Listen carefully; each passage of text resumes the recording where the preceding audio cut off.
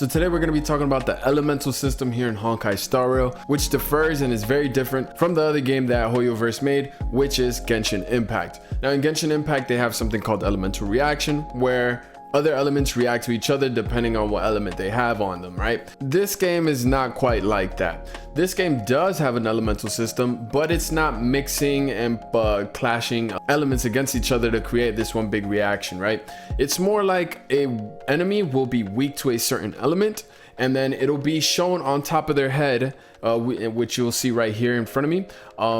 These enemies have weaknesses, and it's showing, and they can have more than one weakness, right? More than one element that they are weak to.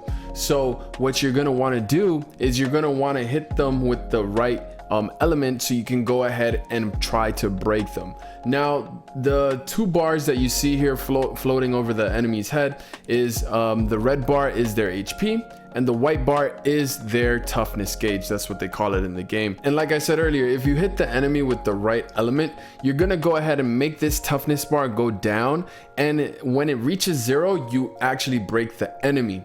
And that's where they added a little bit more stuff here for their elemental system in Honkai Star Rail. So for example, this guy's weak to wind, right? This is the wind element symbol. You're going to want to learn the elemental icons as you go along, but that's something that'll come to you as you play the game, because you're going to be facing these enemies countless of times, and you're going to see the icons and symbols over and over again. So it'll come to you eventually, right? But this is the wind element, right? And when you hit this character with the wind element, the toughness bar will go down. Now it's not only weak to wind, like I said. You can also hit them with this element, which is imaginary, which I guess you can consider it to be the light element, but they call it imaginary in this game. So either one of these elements will be able to deplete the toughness bar on the enemy. And when the enemy actually gets broken, depending on what element it was that you used to break them, which meaning you brought them to 0, they'll go ahead and stop whatever charged attack they had going on or something like that of that nature. That might do huge damage, and it'll stop them doing that. And then it'll also put a specific debuff on them depending on which element it was that you broke them with. But let me go ahead and show you guys here how it looks when you do break the enemy. Also, I forgot to mention, guys, that when you break an enemy, you will do a burst amount of damage for that element. So you will see a nice big chunky number, and then afterwards you will see the follow-up of that debuff for the corresponding element. So just being able to hit enemies and break them and do a bunch of damage on the break is really satisfying. And there you go. Boom, boom, boom, boom. Okay, so there you have it, guys. That's the break, and then he gets broken. And now this guy, the debuffs will be actually right here. As you guys can see, the wind shear debuff is on him. Now, like I said, guys, every element has their own debuff that you can put on them when you do break them. But I do wanted to mention before we get into the elemental system, guys, I'd appreciate it if you guys subscribe to the channel, like the video if you like the video, and share this around. I'm going to be streaming the game tomorrow when it does come out. So looking forward to seeing you guys there. And I also have a giveaway that I'm doing right now for a $10 gift card for Google Play. So you guys can go ahead and be able to grab yourself the battle pass when the game does launch. I'll go ahead and leave the link to that video down below that you have to go and watch it and listen to the specific instructions you need to do in order for you to be eligible and qualify for you to get the rewards. So good luck on that, guys, and I'll see you when Honkai Star Rail releases. One thing I did want to mention, guys, as well before we get into the elemental system is if you hit an enemy that is not weak to the corresponding element, right? So this guy's weak to imaginary and wind, and let's say I hit him with someone with fire or ice, the toughness bar is not gonna go anywhere. It's actually just gonna stay full, and you're just gonna chip away at their HP bar, which is the red bar at the bottom. So keep that in mind. That's why it's very important, guys, to bring the corresponding elements to specific fights. And that's why there's not one best character in the game. There's gonna be characters, of course, that just overall are just better or just slightly better, but at the end of the day, this game makes you use other tools or other characters for you to go ahead and try to beat these stages, which I love, because no matter how strong a character can be, if they're not compatible for that fight, you're gonna have a tough time in that fight. So you're gonna want to build a decent amount of units as you go on throughout the end game, and you build up your units and stuff, and bring them according to the proper element that you're gonna need to take on those battles. And then one thing I want to say, that if you do hit an enemy that with the corresponding element that you are, so if I'm wind and I'm hitting this guy and he's weak to wind, as you guys saw, you will do damage to the HP and the toughness bar at the same time. Remember, the toughness bar is not their HP. It's only something that is used for you to break the enemy, for them to fall out of that state that they were about to do, well, out of like the charging state or anything like that. But just because you break them doesn't mean that they lose their turn or anything like that. They will still be able to attack, just like it's just more like the charge attacks won't be able to go through. So that's something that's very helpful. And now to look at these elements, guys, there is 7 types of different elements in Honkai Star Rail that your characters can have, and enemies as well that they're gonna be weak against. So we have the physical, and this is the symbol for the physical sign. Now if they're weak to this and you break them with the physical weakness, you're gonna go ahead and apply bleed. And what that does, it deals physical damage over time, just like a regular bleed from any other game, but it's just physical damage that they're going to be taking.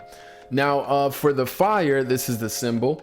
And when you break the enemy that's weak to fire, you're gonna go ahead and apply burn on them, which is gonna do fire damage over time. It's the same thing as physical, but now it's fire and they call it burn, and it does fire damage over time. Now for wind, which is what I first demonstrated in the beginning of the video, guys, when you break them with the wind element, you're gonna go ahead and apply wind shear, and what this does, it does wind damage over time. So again, another debuff basically that does damage as the enemy take their turn, so they'll be taking a little bit of damage here every single turn they do. And then for lightning, the same thing. This is the element. I just want to show you guys this so you guys can be familiar and know what's going on when the game does start. Lightning, this is how it's going to look, and you're going to apply shock, and it's the same thing as the other one. Is going to be a damage over time, and it's going to deal lightning damage as the enemies take their turn. It's not going to be like a huge amount of damage, but you will do a nice little damage tick every time they go ahead and take their turn. Now there are going to be characters in the game that will go ahead and amplify your dot damage, which I mean your damage over time abilities like these are debuffs, which is Sampo. So he's going to come in handy, and he's going to be doing that. And also I'm pretty sure they're going to do that for future characters as well. But these are most of the damage over time debuffs in the game. Now these actually do more than just do damage over time for every turn the enemy takes.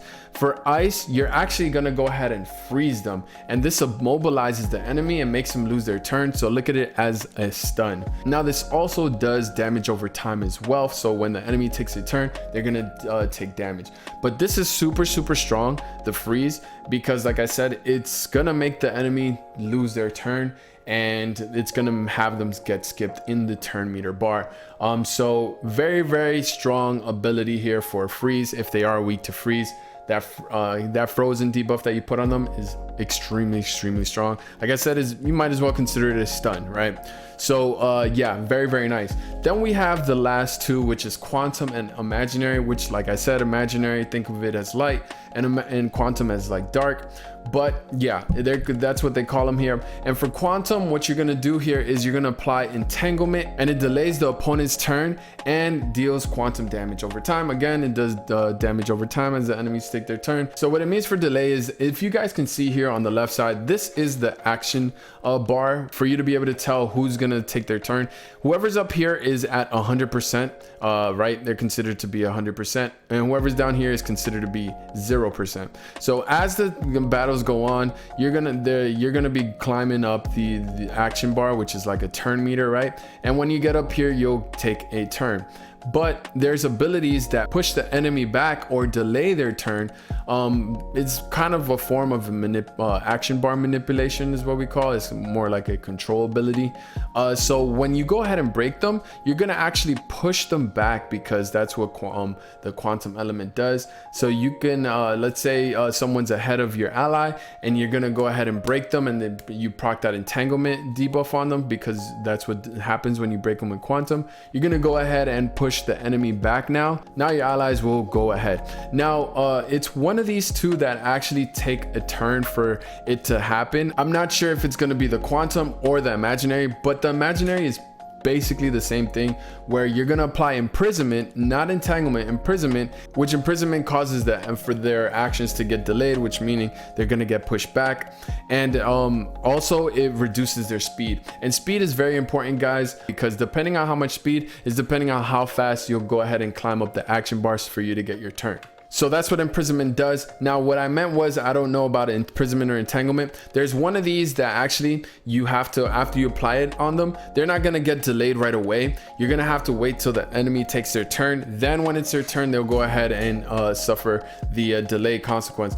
But I'm not too sure with one of those. Just know that these, entanglement and imprisonment, does delay their action, which is very, very good, guys. But that is all the elements, guys, and I hope this was helpful for you guys. And I'm just making this for you guys to have a little bit more knowledge for you to, when you go into the game, to make the game a little bit more easier for you to understand, and the elemental system, especially if you're used to other elemental systems in other games. So yeah, I really do enjoy this elemental system. It's very, very fun, and it's very satisfying when you do break an enemy. So yeah, I can't wait till you guys break your first enemy with your first toughness break or elemental break, whatever you want to call it. It's super fun, and applying these dots is really cool too as well. So yeah, looking forward to that, and looking forward to all the cool characters that they're going to come out with in the future as well, to see what kind of cool kits they have and stuff like that I definitely will be covering, guys, and everything Honkai Star Rail related. So make sure you guys subscribe again, and like the video, and press the notification button, and leave a comment down below on what you guys think about the elemental system, and if you guys enjoy it. But other than that, I hope you guys have a good day, and I'll see you guys in the next one. It's your boy Jada. I'm out. Peace.